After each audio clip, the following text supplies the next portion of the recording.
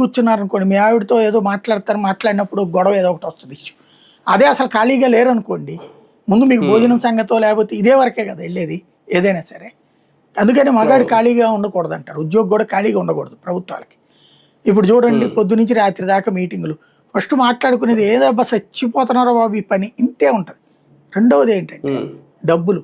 జగన్ టైంలో ఉద్యోగికి లంచం తినే అవకాశం లేదు, ఇప్పుడు పండగ చేసుకుంటున్నారు. ఇదివరకు దాన్ని ఏమంటారు, సింగిల్ విండో లంచాలు. ఇప్పుడు పార్టీ ప్లస్ ఉద్యోగి కలిసి పంచుకుంటున్నారు డబ్బులు. పార్టీ నాయకుడు ఎవరికి మేనేజ్ చేసుకుంటే వీళ్ళకి పోస్టింగ్ వస్తుందో తెలుసు, ఆ పోస్టింగ్ చేయించుకుని వాళ్ళకి కూడా కమిషన్లు ఇస్తున్నారు.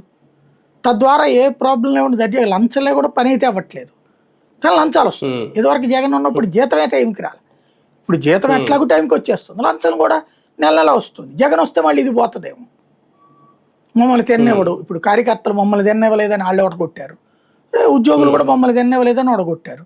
ఇప్పుడు తిన్నిస్తున్నారు చంద్రబాబు. కాకపోతే కఠినంగా వ్యవహరిస్తా, తీవ్రంగా చూస్తా, తప్పులు చేస్తే వదిలిపెట్టని వార్నింగ్లు ఇస్తుంటారు. అది పేపర్లో రాసుకోవడానికి పనికొస్తాయి, ఎవరైతే దాంట్లో జరగకూడదు.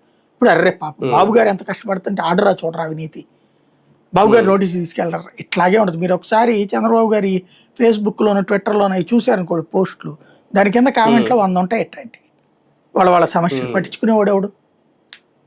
అవును, అంటే బాబు గారి నిర్ణయాలు ఏం తీసుకున్నా కఠినమే కానీ అందులో భయం అయితే ఏం లేదనుకోవాలి జగన్మోహన్ రెడ్డి గారు. ఆయన ఎవరిని భయపెట్టరండి, ఎవరిని ఎలా వాడుకోవాలో బాగా తెలిసిన ఆయన. అది ఆయన కూడా భయపడరేమో, అంతే అడుగుతారేమో, ప్రశ్నిస్తారేమో, అసలు ఆ భయం అసలు ఏ క్వశ్చన్ లేదు, ఎలా మేనేజ్ చేయాలి.